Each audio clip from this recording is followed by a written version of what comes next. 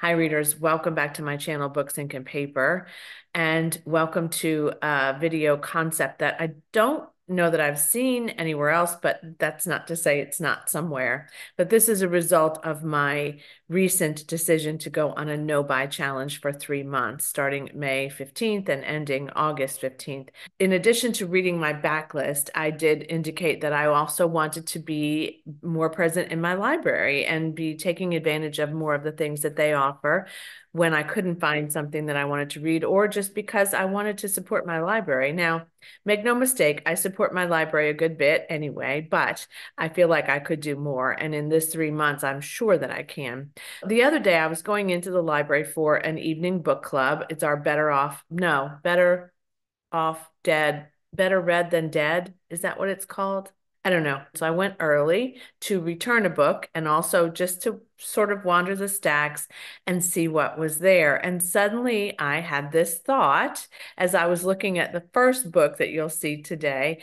I thought, what if I filmed a video of a number of books that I was drawn to for one reason or another to pick off the stacks, and then I could choose which book I wanted to read. And I also thought then I could also have you weigh in and tell me which book you thought I should choose to read. Now, some of these you may have already read and some of them you may not have, so that's all good. I filmed the jacket cover premise of each of these books slowly so that hopefully you could read them in the same pace that I was reading them in that moment. I will do a little bit of a wrap up about kind of what the ratings are and what the buzz is about them. And then in the comments below, I would love it if you would tell me which one of these books you would choose. Now, it isn't guaranteed that I'll choose the one with the most comments or the most favor. However, it's very possible that I will. So take a look at these books, and when you come back, we'll talk about where they're kind of landing in the ratings war, so to speak.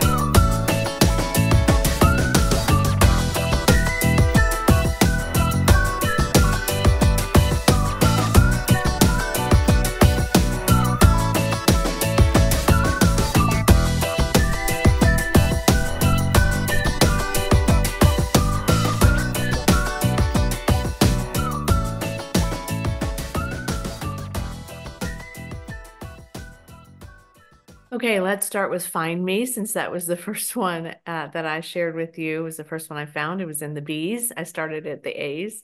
So Find Me is written by Alifair Burke, who is a very prolific writer. It has a 3.58 rating on Goodreads. There is no additional description of this book on Goodreads, so I can't summarize it for you.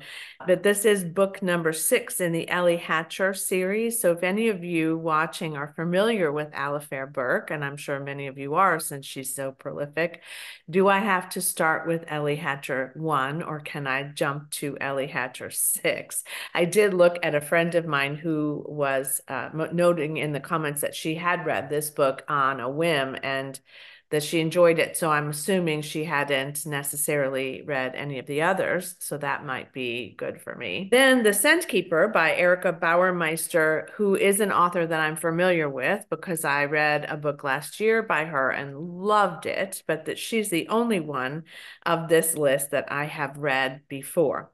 So The Scent Keeper has a 3.93 rating on Goodreads, and the synopsis of this is how fragrance conjures memories that end up possibly shaping our lives. I've always been intrigued by this one. I don't know why I've not picked it up before. She's written 8 or 9 books, one of which looks like it's nonfiction. So she's a pretty, not maybe as prolific as Alifair Burke, but she has a pretty decent history of writing and of different topics, it looks like. The next one is The Sunshine Sisters. And this one, the plot of this was really what I was like, wow, how did I pick this up randomly? This one has a 3.73 rating. Jane Green is also fairly prolific as an author. She published this one in January of 2017. And this is about a mother who asks her 3 estranged daughters to come home to help her end her life. That one has like all over it, right? Like I think I would love it. And then also I think it might be heartbreaking. The next one is Murder Your Employer, The McMaster's Guide to Homicide by Rupert Holmes. This one has a 3.87 rating on Goodreads. I have thought about this one before, but I haven't thought about it enough to pick it up. Rupert Holmes has a fair number of titles available as well. This one is intriguing because it is about a McMaster's conservatory, which essentially teaches you how to delete someone in the world, essentially murder them. And it also, I guess, trains you how to do it without getting caught. The guide to being able, or the requirement of being able to come into this conservatory and learn this is that you have to have a good reason for wanting this person dead. I have heard mixed reviews about this one, so I haven't picked it up. Hum If You Don't Know the Words by Bianca Marais is a book that many people have talked about and recommended to me, and I just have not picked it up. So the characters in this book are living set in the apartheid era, and they are living in South Africa. Robin's parents, I think both of her parents, or maybe it's just her mom, dies, and Beauty has no idea where her daughter is. So they know each other. They lived in the same area. So Beauty ends up taking care of Robin. And that's all I really want to know about this. This one has a 4.24 rating. It's rated pretty high. And as I said, a lot of people have talked about this book over time. So I know that it's one that is well liked. And then the last one on this list is The Nest by Cynthia Dupree Sweeney. And I have heard of this one before. I haven't really looked at it carefully before.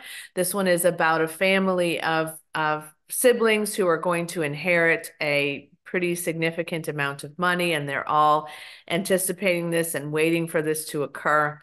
But their brother Leo gets into an accident, and he is, I think, sued by the other person who's involved, who is a 19-year-old girl. And so then the question is Leo's accident going to destroy their whole nest of income that is about to occur, or is Leo able to kind of get out of this?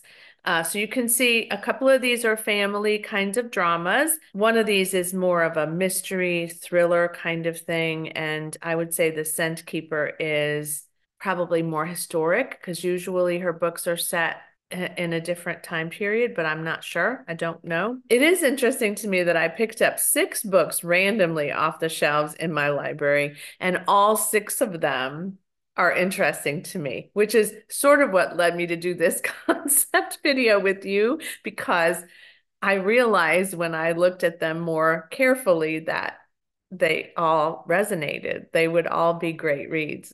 I am in a bit of a pickle here, and I need your help. So there's not to say I can't read all 6 of them, but the likelihood of me doing that anytime soon is low. Weigh in below with a comment. Let me know which of these you've read, which of them you've liked. Maybe you've DNF'd one. That would be good information for me too. Which one you would recommend that I go forward with next. A follow-up video will come forward, obviously, and I'll tell you which ones kind of stood out to you, and I will tell you which one I decided to go back to the library and borrow. Thanks for watching me today. I hope you found this to be as fun as I did, and as always, happy reading. Bye.